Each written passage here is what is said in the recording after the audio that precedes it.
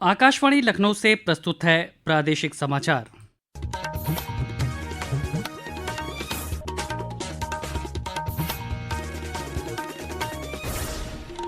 मुख्य समाचार। प्रधानमंत्री नरेंद्र मोदी ने आज वाराणसी में 3,880 करोड़ रुपए से अधिक की 44 परियोजनाओं का किया उद्घाटन और शिलान्यास। कहा, सिर्फ प्राचीनता का प्रतीक नहीं बल्कि विकास का मॉडल है काशी। मुख्यमंत्री योगी आदित्यनाथ ने कहा, प्रधानमंत्री के प्रयासों से उत्तर प्रदेश के उत्पादों को मिल रही है अंतर्राष्ट्रीय मान्यता। वक्फ बोर्ड पर गठित जेपीसी के अध्यक्ष जगदम्बिका पाल ने आज बस्ती में कहा, इस कानून से गरीब मुसलमानों के साथ महिलाओं को मिलेगा लाभ। और प्रदेश के पूर्वी और पश्चिमी इलाकों में कल के लिए बारिश का ऑरेंज अलर्ट जारी। मौसम विभाग ने कई जनपदों में ओलावृष्टि की भी जताई आशंका। नमस्कार, प्रदेश के समाचारों के साथ मैं शैलेंद्र और अब समाचार विस्तार से। प्रधानमंत्री नरेंद्र मोदी ने आज वाराणसी के मेहंदीगंज में 3,880 करोड़ रुपए से अधिक की लागत वाली 44 परियोजनाओं का उद्घाटन और शिलान्यास किया। इन परियोजनाओं में सड़क अवसंरचना, बिजली, शिक्षा और पर्यटन के क्षेत्र में विकास शामिल हैं, जिनका उद्देश्य क्षेत्र की समग्र प्रगति को बढ़ावा देना है। बाद में एक जनसभा को संबोधित करते हुए प्रधानमंत्री ने कहा कि अब काशी केवल प्राचीनता का प्रतीक नहीं रही बल्कि विकास का मॉडल बन गई है। पिछले 10 वर्षों में बनारस के विकास ने एक नई गति पकड़ी है। काशी ने आधुनिक समय को साधा है, विरासत को संजोया है और भविष्य को उज्जवल बनाने की दिशा में मजबूत कदम रखे हैं। आज काशी सिर्फ पुरातन नहीं, मेरी काशी प्रगतिशील भी है। काशी के तेज विकास की सराहना करते हुए श्री मोदी ने कहा कि संरचना में सुधार, धार्मिक पर्यटन और नागरिक सुविधाओं में उन्नयन ने इस प्राचीन नगरी को आधुनिक शहरी केंद्र में बदल दिया है। प्रधानमंत्री ने कहा कि उत्तर प्रदेश अब केवल संभावनाओं की धरती नहीं बल्कि सामर्थ्य और सिद्धियों की संकल्प भूमि बन रहा है। साथियों, बीते वर्षों में यूपी ने अपना आर्थिक नक्शा भी बदला है, नजरिया भी बदला है। यूपी अब सिर्फ संभावनाओं की धरती नहीं रहा, अब ये सामर्थ्य और सिद्धियों की संकल्प भूमि बन रहा है। प्रधानमंत्री ने मेड इन इंडिया की वैश्विक पहचान पर जोर दिया। उन्होंने कहा कि उत्तर प्रदेश के उत्पाद अब ग्लोबल ब्रांड बन रहे हैं। प्रधानमंत्री ने कहा कि जीआई टैग केवल एक प्रमाण पत्र नहीं बल्कि हमारी मिट्टी की पहचान का पासपोर्ट है। ये काशी के हुनर को वैश्विक बाजारों तक पहुंचाएगा। उन्होंने कहा कि उत्तर प्रदेश जीआई टैगिंग में देश में पहले स्थान पर है।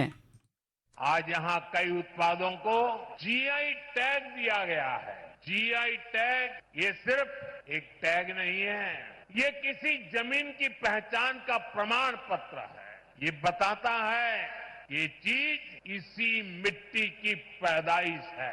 जहाँ जीआई टैग पहुंचता है वहां से बाजारों में बुलंदियों का रास्ता खुलता है। आज यूपी जीआई टैगिंग में नंबर 1 है। प्रधानमंत्री ने इस अवसर पर 70 वर्ष से अधिक आयु के 3 बुजुर्गों को आयुष्मान कार्ड सौंपे। प्रधानमंत्री ने प्रदेश के 21 पारंपरिक उत्पादों को भौगोलिक संकेतक जीआई टैग का प्रमाण पत्र प्रदान किया और बनास डेयरी अमूल से जुड़े राज्य के दुग्ध उत्पादक किसानों को 106 करोड़ रुपए का बोनस भी ट्रांसफर किया। प्रधानमंत्री ने वाराणसी रिंग रोड और सारनाथ के बीच एक सड़क सेतु, शहर के भिखारीपुर और मड़ुआडी क्रॉसिंग पर फ्लाईओवर और वाराणसी अंतर्राष्ट्रीय हवाई अड्डे पर राष्ट्रीय राजमार्ग 31 पर 980 करोड़ रुपए से अधिक की लागत वाली एक राजमार्ग अंडरपास सड़क सुरंग की आधारशिला रखी। प्रधानमंत्री ने पिंडरा में एक सरकारी पॉलिटेक्निक कॉलेज, बरकीगांव में सरदार वल्लभ भाई पटेल सरकारी कॉलेज, 356 ग्रामीण पुस्तकालय और 100 आंगनवाड़ी केंद्रों सहित कई परियोजनाओं का उद्घाटन किया। मुख्यमंत्री योगी आदित्यनाथ ने इस अवसर पर काशी और प्रदेश के विकास के लिए प्रधानमंत्री का आभार जताया। उन्होंने कहा कि प्रधानमंत्री के प्रयासों से काशी और उत्तर प्रदेश के उत्पादों को अंतर्राष्ट्रीय मान्यता मिली है। काशी में आज आपके कर कमलों से लगभग 4,000 करोड़ रुपए की परियोजनाओं का लोकार्पण और शिलान्यास भी प्रदान की जा रही है। इसके लिए आपका हृदय से आभार व्यक्त करते हैं। काशी और उसके अगल बगल के जनपदों को सर्वाधिक जीआई टैग अब तक प्राप्त हुआ है और अंतर्राष्ट्रीय स्तर पर एक नई पहचान दिलाने के लिए उन करोड़ों हस्तशिल्पी और कारीगरों की ओर से भी आपका हृदय से आभार व्यक्त कर रहे हैं। कार्यक्रम के दौरान राज्यपाल आनंदीबेन पटेल, प्रदेश के उप मुख्यमंत्री ब्रजेश पाठक और केशव प्रसाद मौर्य भी उपस्थित रहे। प्रधानमंत्री नरेंद्र मोदी ने वाराणसी दौरे के दौरान एयरपोर्ट पर पहुंचते ही शहर में कुछ दिनों पूर्व हुए सामूहिक दुष्कर्म की घटना के बारे में जानकारी ली। उन्होंने वाराणसी के पुलिस आयुक्त, मंडल आयुक्त और जिलाधिकारी को दोषियों के विरुद्ध कड़ी कार्रवाई करने के लिए निर्देशित किया। वक्फ बोर्ड पर गठित जेपीसी के अध्यक्ष और डुमरियागंज सांसद जगदम्बिका पाल ने आज बस्ती में कहा कि विपक्ष और विभिन्न राज्यों में बैठकें करके व्यापक चर्चा के बाद सभी की सहमति से वक्फ बोर्ड बिल पास किया गया है। श्री पाल ने कहा कि इस कानून से गरीब मुसलमानों के साथ महिलाओं को भी लाभ मिलेगा। सभी राज्यों में गए हों के बाद ही कानून बनाया गया। विपक्ष का आरोप इसलिए है कि उनको लग रहा है जो अभी तक गरीब, पसमानदा, आम मुसलमानों को अभी तक कोई फायदा नहीं मिल रहा था, अब वक्फ का फायदा उनको मिलेगा। वक्फ बोर्ड में अब बैकवर्ड रहेगा, पसमानदा ओबीसी का बोर्ड का मेंबर रहेगा, ऑल इंडिया माइनॉरिटी कमीशन का रहेगा। तो पहली बार तो हमने संशोधन करके गरीबों को हक दिलाने का काम किया है। 2 महिलाएं उसकी सदस्य रहेंगी। ये समाचार आप आकाशवाणी लखनऊ से सुन रहे हैं। ताज़ा समाचार जानने के लिए आप हमारी वेबसाइट newsonair.gov.in पर लॉगिन कर सकते हैं। इसके साथ ही आप प्रादेशिक समाचारों का ये बुलेटिन हमारे YouTube channel news on AIR Lucknow पर भी सुन सकते हैं। प्रदेश भर में कल हुई तेज बारिश और बिजली गिरने से जुड़ी घटनाओं में 5 महिलाओं समेत 22 लोगों की जान चली गई। मुख्यमंत्री योगी आदित्यनाथ ने मृतकों के परिवार को 4-4 लाख रुपए का मुआवजा देने के निर्देश दिए हैं। प्रदेश के कृषि मंत्री सूर्य प्रताप शाही ने आज बैठक कर अधिकारियों को फसलों के नुकसान का सर्वे कराकर किसानों को मुआवजा देने के निर्देश दिए हैं।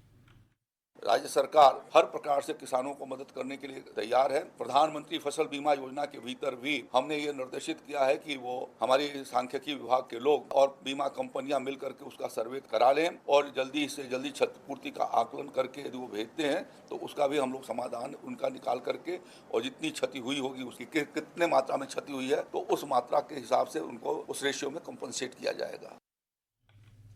उधर मौसम विभाग की तरफ से प्रदेश के पश्चिमी और पूर्वी इलाकों में कल के लिए गरज चमक के साथ बारिश का ऑरेंज अलर्ट जारी किया गया है।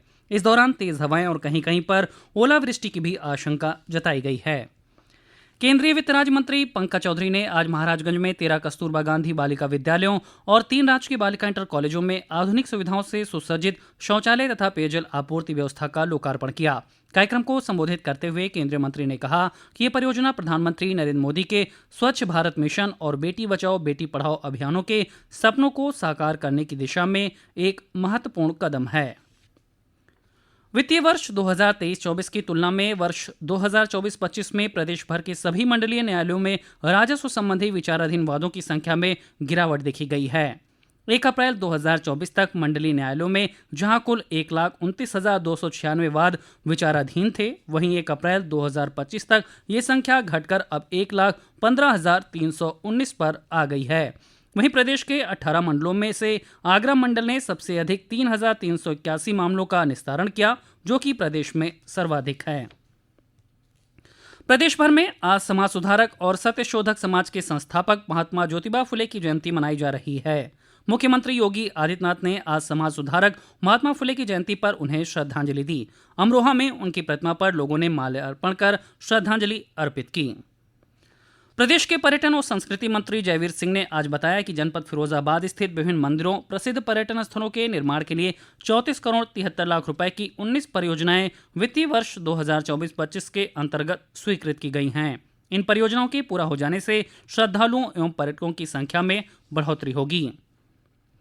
केंद्रीय सूचना और प्रसारण मंत्री अश्विनी वैष्णव ने कहा है कि संरचनात्मक क्षेत्र से उभरती अर्थव्यवस्था में महाराष्ट्र और मुंबई का विशेष महत्व है और तेजी से बदलती टेक्नोलॉजी के दौर में इसे बनाए रखने के लिए मुंबई में वेब्स 2025 आयोजित किया जा रहा है। श्री वैष्णव महाराष्ट्र के मुख्यमंत्री देवेंद्र फडणवीस के साथ मुंबई में वेब्स के आयोजन की तैयारियों की समीक्षा के बाद पत्रकारों से बातचीत कर रहे थे। आईपीएल क्रिकेट में आज चेन्नई के एमए चिदम्बरम स्टेडियम में चेन्नई सुपर किंग्स का सामना कोलकाता नाइट राइडर्स से हो रहा है। वहीं कल लखनऊ सुपर जायंट्स का मुकाबला गुजरात टाइटंस से होगा। और अंत में मुख्य समाचार एक बार फिर। प्रधानमंत्री नरेंद्र मोदी ने आज वाराणसी में 3,880 करोड़ रुपए से अधिक की 44 परियोजनाओं का किया उद्घाटन और शिलान्यास। कहा, सिर्फ प्राचीनता का प्रतीक नहीं बल्कि विकास का मॉडल है काशी। मुख्यमंत्री योगी आदित्यनाथ ने कहा, प्रधानमंत्री के प्रयासों से उत्तर प्रदेश के उत्पादों को मिल रही है अंतर्राष्ट्रीय मान्यता। वक्फ बोर्ड पर गठित जेपीसी के अध्यक्ष जगदम्बिका पाल ने आज बस्ती में कहा, इस कानून से गरीब मुसलमानों के साथ महिलाओं को मिलेगा लाभ। और प्रदेश के पूर्वी और पश्चिमी इलाकों में कल के लिए बारिश का ऑरेंज अलर्ट जारी। मौसम विभाग ने कई जनपदों में ओलावृष्टि की भी जताई आशंका। इसी के साथ प्रादेशिक समाचारों का ये बुलेटिन समाप्त हुआ। अगला बुलेटिन रात 8 बजे FM पर प्रसारित किया जाएगा। नमस्कार।